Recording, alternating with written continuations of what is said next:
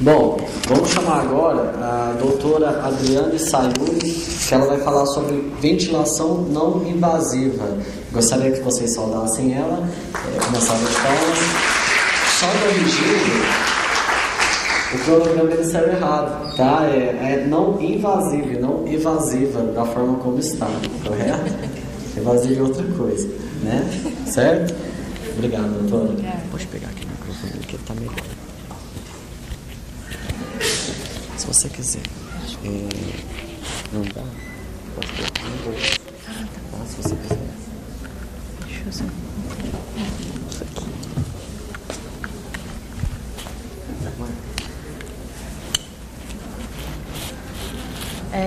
Alô? Tá falando?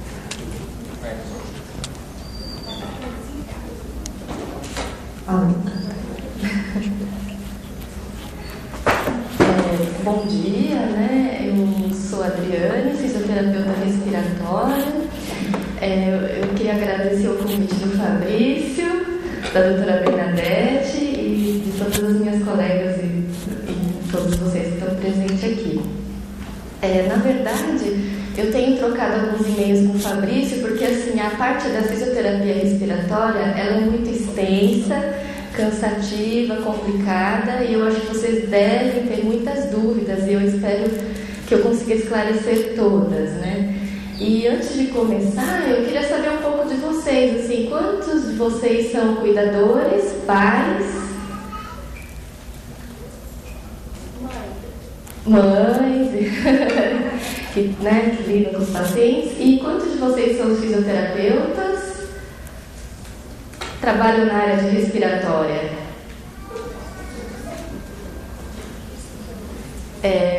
Médicos?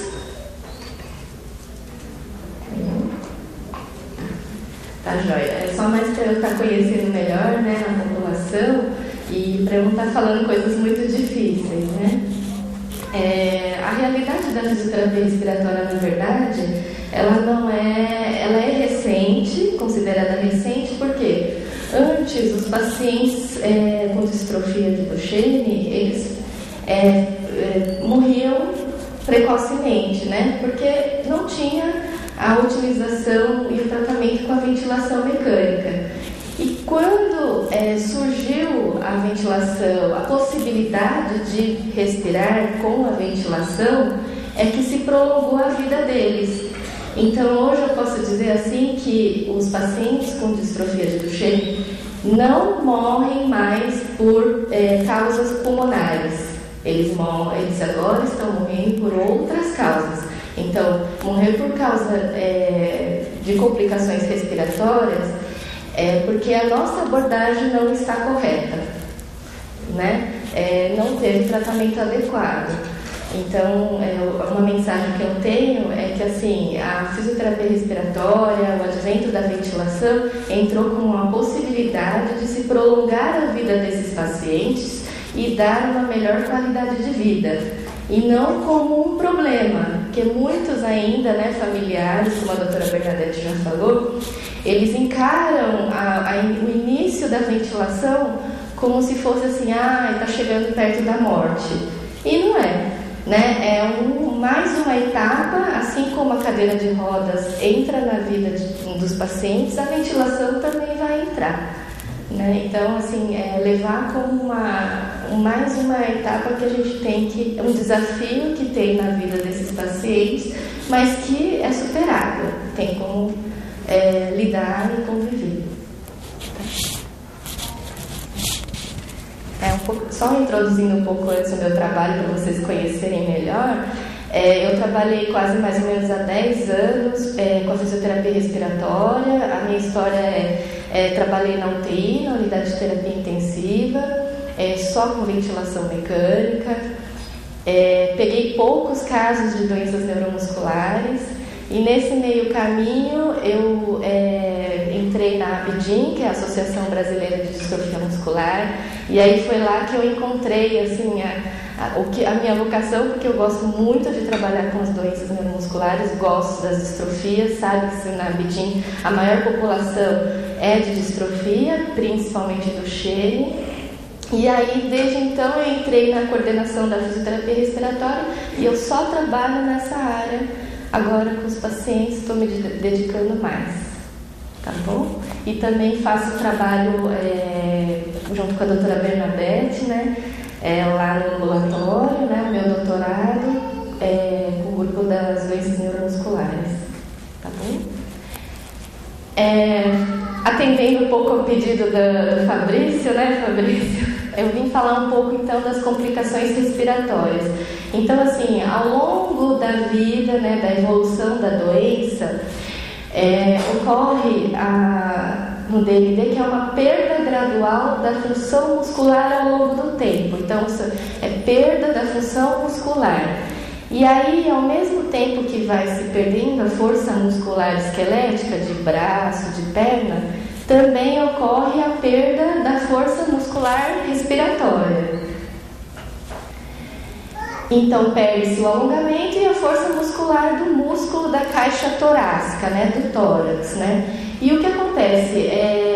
Na evolução da doença, essa perda, ela ocorre mais tardiamente, né? Então, por isso que a gente acaba ouvindo muito a fisiorrespiratória um pouco mais para frente, né? Porque o paciente tem o diagnóstico, aí depois vê que está tendo a perda da marcha, daí tem que ir para a cadeira de rodas. Então, é muita coisa que vem acontecendo. E a fisiorrespiratória entra um pouco mais tarde. E eu acho que isso é interessante, porque eu não quero antecipar algumas notícias, não quero deixar... muita informação para a família, né? Então, a perda da musculatura respiratória, eu prefiro assim que seja um pouco mais assim, a informação seja mais gradual e mais tardia, porque tem muita coisa antes, né?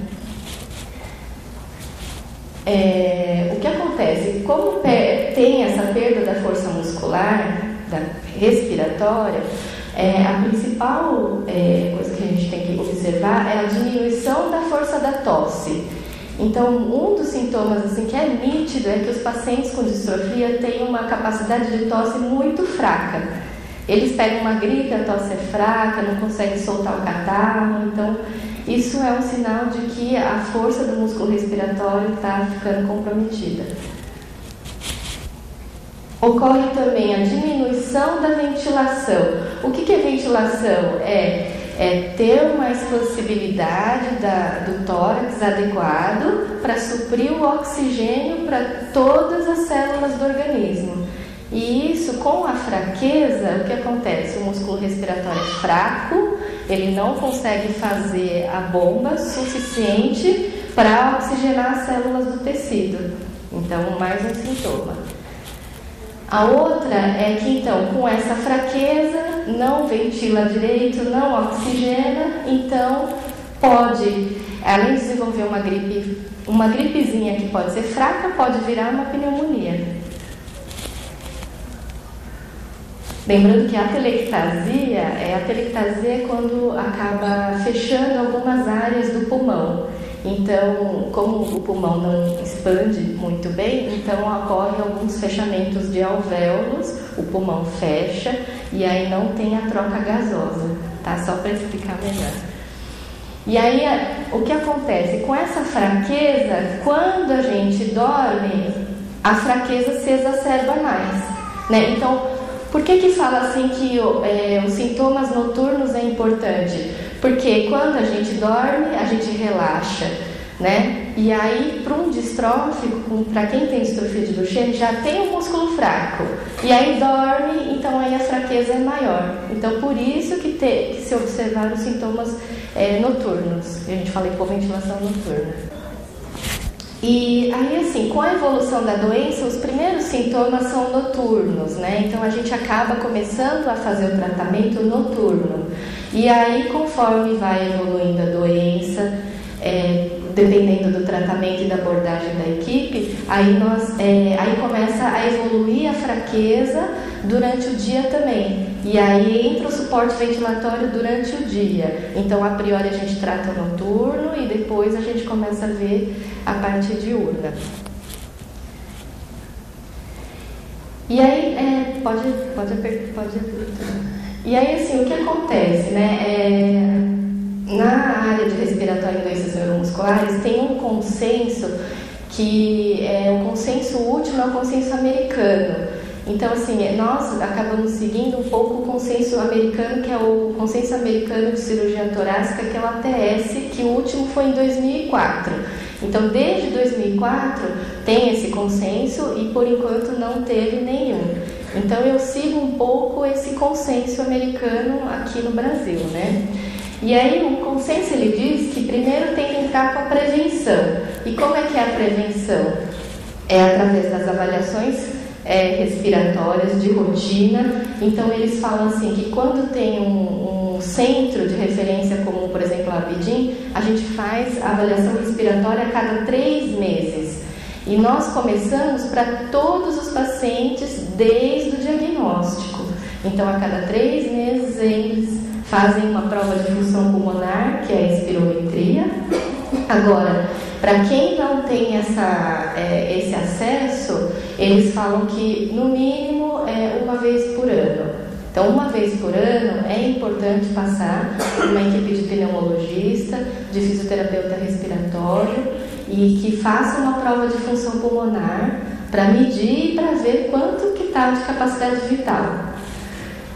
Outra coisa é sempre pela a história da doença, acompanhar, né, a evolução da doença, quando que foi para a cadeira, quando que vai, então isso é importante.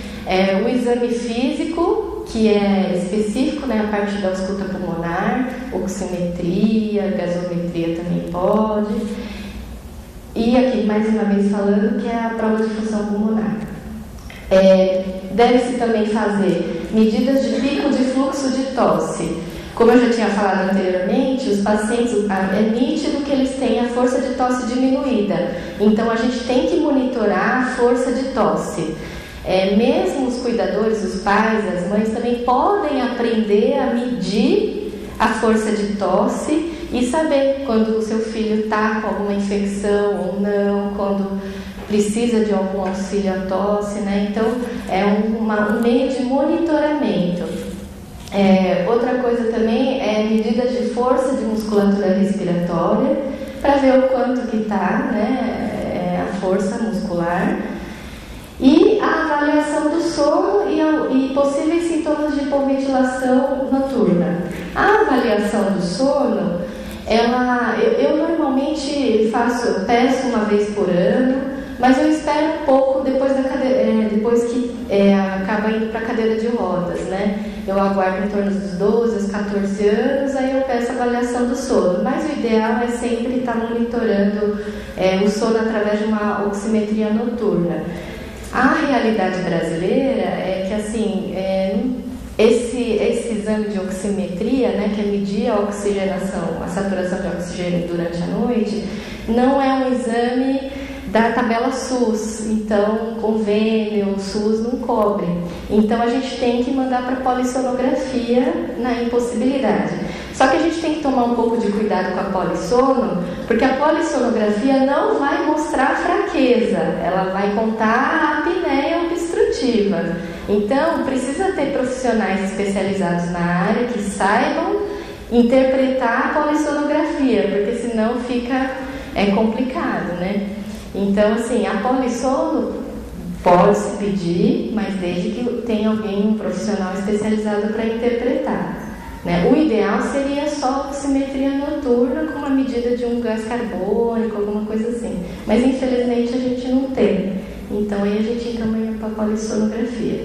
E outra coisa que é importante na prevenção é sempre se ater aos sintomas, né? Não está dormindo bem, que foi o sintoma que o doutor falou agora, né? Não está dormindo bem, está irritado, está acordando com dor de cabeça de manhã, perda de peso. Então, sempre se ater aos sintomas do sono. Isso é importante.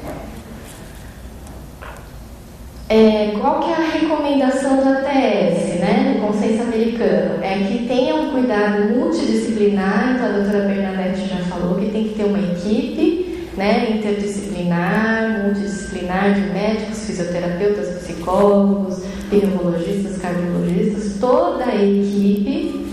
imunizações regulares com vacinas, os cuidados respiratórios, tá? E as visitas especializadas, como eu falei, né? Uma vez ou 2 vezes por ano, após o início da cadeira e com a queda da capacidade vital para 80% do predito, ou a partir dos 12 anos a gente fecha um pouco mais. Crianças menores de 4 a 6 anos, a gente acompanha uma vez por ano.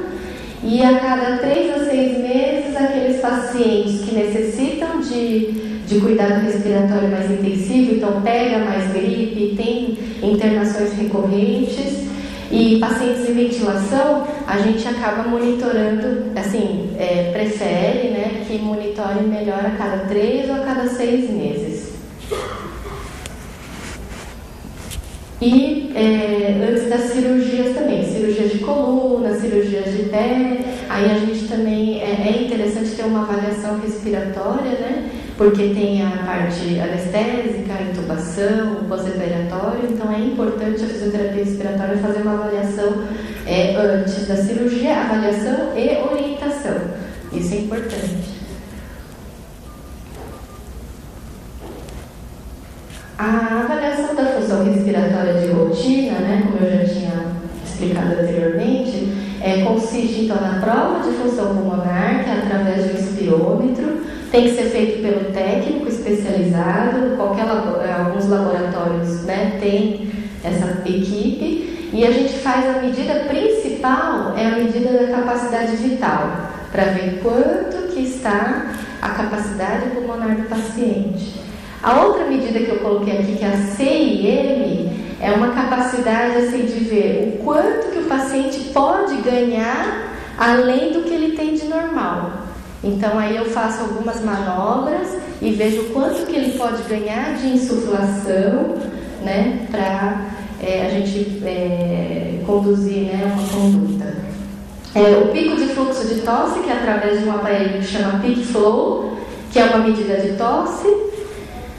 PI-PE, que a gente fala que é força, pressão inspiratória e expiratória, que é uma medida de força de músculo respiratório, que é feito por um aparelho chamado manuvagômetro.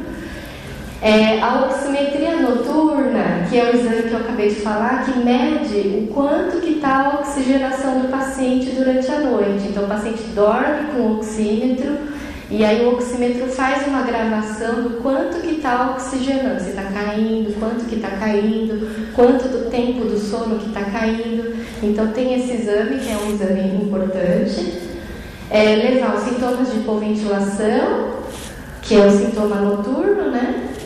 E as medidas de gás carbônico. Por quê? Como tem essa fraqueza, o que acontece? A troca gasosa de oxigênio e gás carbônico está alterada. Então a gente, como tem um músculo fraco, o que acontece é que o paciente começa a retém o gás carbônico, né? E a gente faz uma medida para ver se está normal ou não. E se estiver alterado, a gente sabe que a fraqueza muscular está aí e a gente precisa intervir, porque a gente sabe que o gás carbônico é muito deletério para o organismo. Tá? A avaliação do sono, que já foi falado bastante, né? Então, os sintomas aqui são despertares frequentes, então o paciente fala, acorda toda hora, pede para a mãe virar, vai fazer o xixi, então aí a gente já fica meio assim. Fica de dia, fica muito sonolento, dor de cabeça quando acorda, porque é um sinal de que assim, de manhã é onde a gente mais retém o gás carbônico, porque durante o dia a gente está acordado e a gente consegue lavar. Então por isso que a gente fala dor de cabeça matinal, porque quando a gente acorda a gente tem um nível de gás carbônico maior. E durante o dia a medida não é tão fiel, porque o paciente está acordado e já está compensando. Por isso que a medida da capnografia logo que acorda é importante. Alteração de atenção, então às vezes o paciente fala, a mãe relata que não vai muito bem na escola, que piorou o rendimento, a professora, então assim, a gente precisa se ater também a essas informações. Irritabilidade, né? E aí a gente faz a medida da oxi noturna, ou da impossibilidade, a gente manda para a polissonografia convencional. Lembrando que sempre tem que pedir polissonografia com medida de capnografia. Não pode esquecer a medida da capna, que às vezes alguns especialistas do sono acabam não fazendo a medida da capnografia, e isso para a gente é importante. Tá? Aí, essa parte toda é a parte de prevenção e avaliação. E aí vem a parte do tratamento na nossa área da fisiorrespiratória. Então, a gente tem 3 objetivos aí, né? Que é a manutenção da complacência pulmonar e da caixa torácica. Então, a gente precisa lembrar que, assim, até então, os pacientes com distrofia de Duchenne não têm problema pulmonar, né? A não ser que ele seja asmático também, ou que tenha uma bronquite. Mas se não for, pulmão eles não têm nada, é normal. O que eles têm é que a caixa torácica é fraca, por causa do músculo. Mas a priori o parênquima pulmonar, as vias aéreas, elas são normais, né? Mas a gente faz algum tipo de tratamento em termos de manter complacência pulmonar e da caixa torácica. Outra coisa, a gente entra no auxílio da musculatura inspiratória. E o outro objetivo é o auxílio da musculatura expiratória. Então, nós temos músculo para inspirar, que é puxar o ar, e músculo para expirar, que são dois grupos diferentes. E o músculo para expirar é um músculo também que ajuda na tosse. Então, a gente faz trabalhos nessas 3 frentes. Então, na primeira frente, que é a manutenção da complacência pulmonar e da caixa torácica, na primeira fase da doença, que é quando a criança diagnosticou, ainda não está na cadeira de rodas, né, de 6 a 12 anos, a gente entra com alguns trabalhos com incentivador a volume, né, que é principalmente o DHD. A gente entra com aparelhos. E entramos também com eu sempre prescrevo também a fisioterapia aquática, que nessa fase é muito importante e trabalha muito bem essa parte respiratória, que são as crianças, né? E assim, esse trabalho do controle respiratório na água. Então, para mim, nessa fase pré-clínica, eu gosto muito da fisioaquática. Né? A fisioterapia respiratória trabalha, mas acho que a fisioaquática tem que fazer muito mais. Então, normalmente eu prescrevo 2 a 3 vezes a fisioterapia na água, e a respiratória eu só faço um acompanhamento, né? E depois, com o avançar da doença, que normalmente a gente entra assim, quando a capacidade vital cai para 80%, eu entro com o exercício que a gente chama air stacking, que eu acho que muitos de vocês já conhecem, que é o exercício com ambu, né? Então aí eu entro com o exercício com ambu, que é o exercício do empilhamento de ar, para manter mais a mobilidade da caixa. E também eu começo a ensinar um pouco o exercício específico da glossofaríngea, que é o exercício da respiração do saco. Você volta para... Então, o incentivador a volume, que é esse equipamento aqui, que é o DHD, que eu faço a prescrição. A fisioaquática, que acho que mais tarde vai ter uma palestra, né? O exercício do air stacking com ambu. E aí o air stacking pode ser feito tanto com ambu quanto com qualquer aparelho aqui, um ventilador mecânico, ou até mesmo com coffee assist. Então dá para fazer essa técnica com ambu, que é manual, ou pode fazer com qualquer um dos aparelhos também. E a respiração glossofaríngea, que todo mundo fala que é a respiração do sapo. Por quê, né, que a gente fala respiração glossofaríngea? É que, assim, quando ocorre a falência, né, quando ocorre a falência da musculatura respiratória, que a gente fala que é a última fase, né, da insuficiência respiratória, então, assim, numa pessoa normal mesmo, quando a gente perde todo o músculo respiratório e não consegue mais respirar, a gente automaticamente, para sobreviver, a gente faz essa respiração glossofaríngea. que é a respiração do saco. Então, a gente, essa respiração, a gente é uma técnica difícil, tem que ter o fisioterapeuta respiratório, e o ideal é ter a fono junto, porque trabalha bastante essa parte orofaríngea. E aí a gente faz essa técnica porque às vezes o paciente, numa falência respiratória, faz a técnica e consegue manter a ventilação, consegue manter a oxigenação. Então aí a gente ensina esses pacientes a fazer essa técnica. Eu não sei se entrou o link. Não, então tá bom, deixa eu brigar.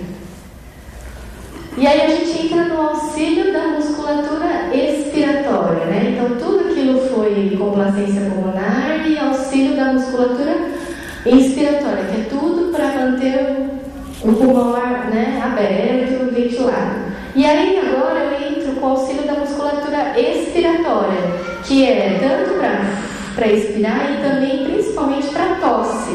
Então eu entro com algumas técnicas que auxiliam, né, o paciente a ter essa força de tosse.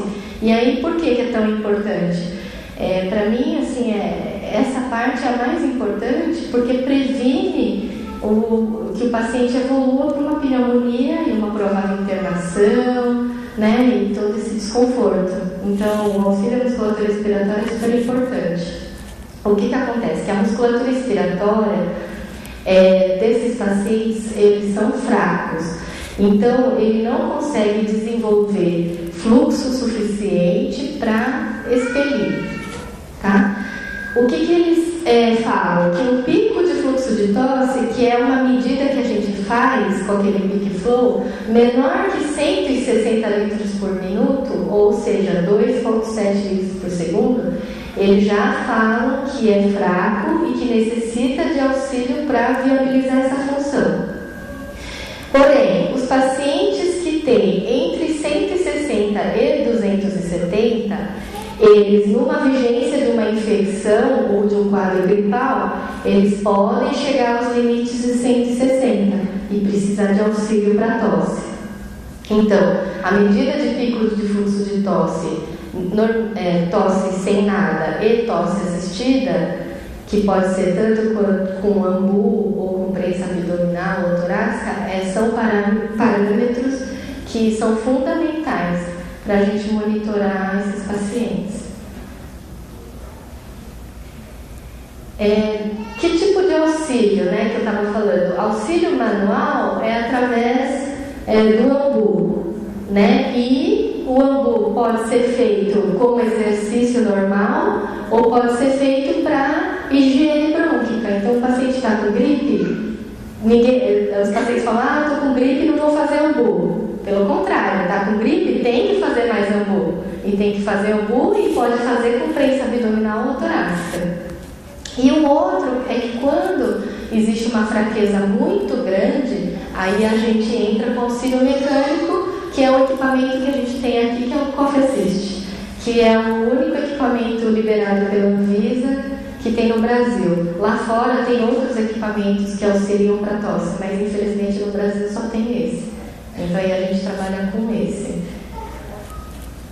Auxílio manual, então, o air stacking é uma técnica de empilhamento de ar. Então, através do ambu, né, que o cuidador vai fazer no paciente, ele vai empilhar volumes de ar até a sua capacidade e depois o paciente vai soltar o ar. Então, assim, é para manter a complacência e também para ajudar a ter mais força de tosse. Pode ser, então, também feita pela glossofaringe. A glossofaringe também é uma técnica de air stacking, ou por aparelhos ambu, respirador e Coffee Assist. Além disso, você pode associar auxílio manual através da prensa abdominal, que é uma prensa que o paciente faz o air stacking com o ambu e depois a mãe ou o cuidador pressiona a parte abdominal e aí auxilia mais ainda a força de tosse. Pode ser tanto abdominal quanto torácica. Esse tipo de auxílio sempre tem que ser feito após 1-2 horas após a refeição, porque a gente vai pressionar a parte abdominal, então tem que fazer, não pode fazer com a barriga cheia, né? Tem que se tomar um pouco de cuidado na hora de fazer a prensa para pacientes com osteoporose. E já falei que pode ser associada a STEC ou não. Aqui são alguns equipamentos então, que eu estava falando que auxiliam a tosse. Esse aqui que é o Coffee Assist que tem no Brasil. Esses dois são europeus, italianos, que tem lá fora, mas aqui no Brasil não tem ainda. Só tem esse aqui que é da Respironics. Para o auxílio da musculatura inspiratória. Então, o auxílio da musculatura inspiratória, além dos exercícios com ambu, entra também então a ventilação. Então, nesse caso, já começa a entrar o auxílio dos equipamentos, que é a ventilação por pressão positiva, que são os BIPAPs que tem, né? E a ventilação por pressão negativa. Então, há muitos anos atrás, ainda nos Estados Unidos existem, né? Como é que surgiu a ventilação? Né? Falando um pouco a história, como é que surgiu o ventilador mecânico? Foi com o surto da poliomielite. Então, teve um surto nos Estados Unidos da poliomielite, e aí tiveram que ter uma solução para ventilar esses pacientes. E colocavam os pacientes nesse respirador, né, que eles falam que é um pulmão mecânico, e o paciente ficava deitado aqui, e aqui exercia-se uma pressão negativa no tórax, e aí o paciente ventilava e sobrevivia. Hoje em dia, aqui no Brasil não desconheço, né, mas eu sei que nos Estados Unidos ainda tem pacientes neuromusculares que ventilam nesse pulmão de aço. E hoje o que a gente mais trabalha é com a pressão positiva, né? Então a gente tem os equipamentos aqui, que depois vocês podem vir aqui, tirar as dúvidas e ver, é que a gente agora ventila os pacientes com ventilação com pressão positiva. Então joga uma pressão no pulmão para manter a oxigenação e a complacência da caixa torácica. Aqui é só para mostrar um dado que foi quando surgiu a ventilação. Então, até então, nas décadas anteriores, os pacientes eles morriam mais cedo. E aí, com o advento da ventilação, né, houve o prolongamento da sobrevida. E aí, assim, uma das perguntas é assim, quando que a gente vai usar a ventilação, né? Tem uma discussão muito grande aqui no Brasil e fora, né? Os grupos ainda estão se discutindo para ver quando que se indica a ventilação não invasiva. E cada grupo segue alguns consensos. Aqui no Brasil eu acabo seguindo o consenso do ATS e um pouco do grupo americano, mas uso um pouco o grupo europeu. Mas a gente primeiro vê principalmente o sinal e o sintoma. Então, se o paciente já começa a falar que está dormindo durante o dia, está com dor de cabeça, então eu presto muita atenção no sinal e no sintoma que o paciente me dá. Então, isso é o principal, para eu já pensar em indicar a ventilação. Depois eu vou pela oximetria noturna e aí depois eu vou para o nível de gás carbônico, mas o sintoma para mim é importante. Se o paciente não tem sintoma, está dormindo bem, não está reclamando, tem dor de cabeça, eu espero o paciente reclamar. Por quê? O que acontece não não quer dizer que é tarde, né? Então ninguém ainda sabe se antecipar a ventilação é interessante ou não. Existem trabalhos falando que não, que eu antecipar, colocar ventilador num paciente que não tem sintoma nenhum, e às vezes eu não tenho muito sucesso. Então eu tenho mais sucesso da ventilação quando o paciente tem sintoma, ele reclama e eu coloco. Aí eu tenho mais sucesso e eu tenho, assim, a aderência é melhor do que eu antecipar a ventilação. Então, se não tem, vamos esperar, não tem pressa. Aqui são alguns equipamentos de ventilação não invasiva. O que acontece? O profissional da área de respiratória tem pouco conhecimento na área de neuromuscular, conhece pouco esses doentes. E aí muitas vezes acaba indicando qualquer respirador que tem no mercado. Eu já vi indicando CPAP, indicando alguns outros equipamentos que não é o ideal. Então eu trouxe essas fotos que são os equipamentos que a gente mais usa. E eu acho que é importante, porque quando vocês forem procurar, né, um fornecedor ou alugar ou pela portaria, tem que ser esses tipos de equipamento, tem que ser com essas especificações, senão não vai ventilar bem os pacientes. Então aqui, por exemplo, a gente chama de VPAP, que é da ResMed, que é um tipo BiPAP também, que tem a modalidade que a gente usa bastante.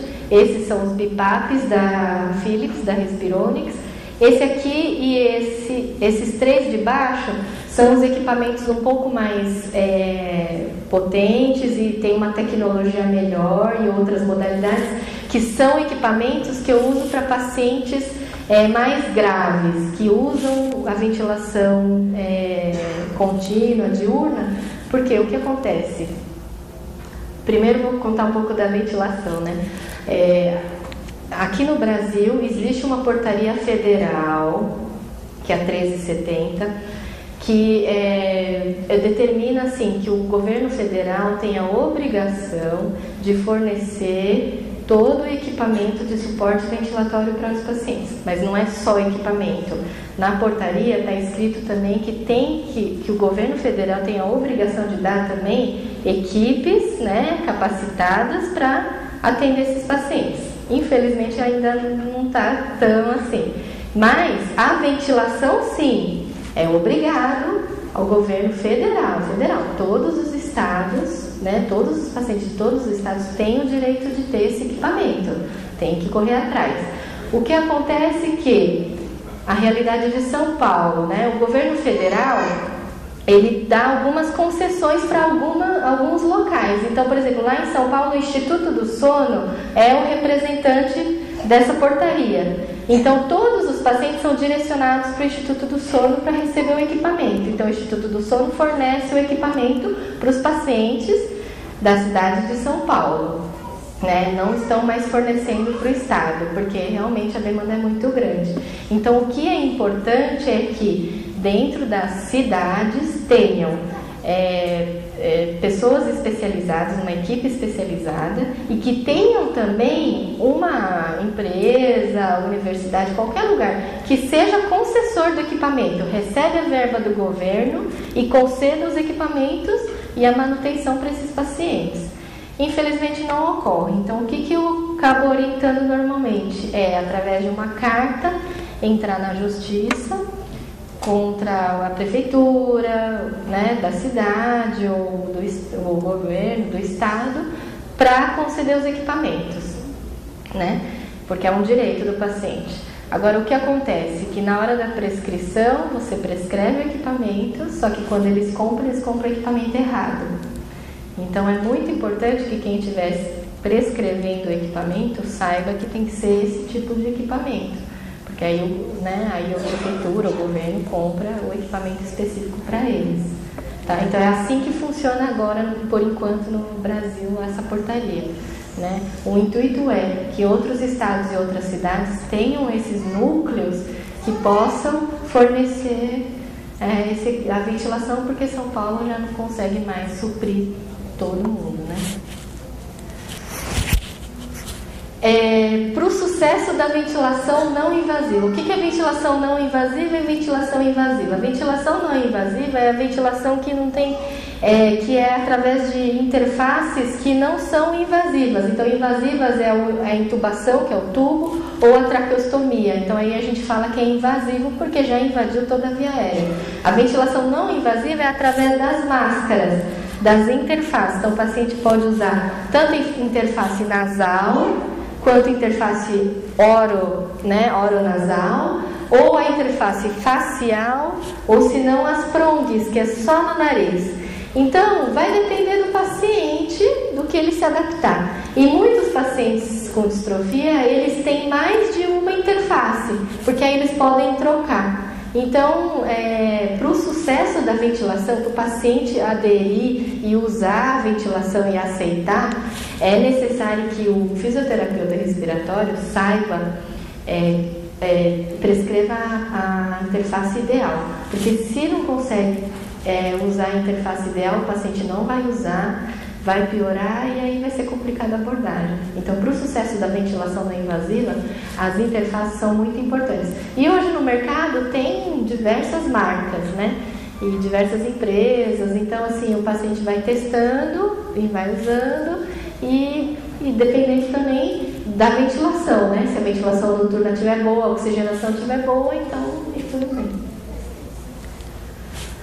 Aqui é um paciente que utiliza também uma outra alternativa, que é a ventilação por peça bucal. Então, não precisa usar máscara nenhuma, só ventila através de um bucal que otimiza a ventilação para ele. E você vê que o rosto dele está totalmente livre, às vezes ele pode soltar o bucal e falar. Então, a qualidade depende do objetivo e depende do que o paciente quer, né? Mas a peça bucal é uma alternativa muito interessante.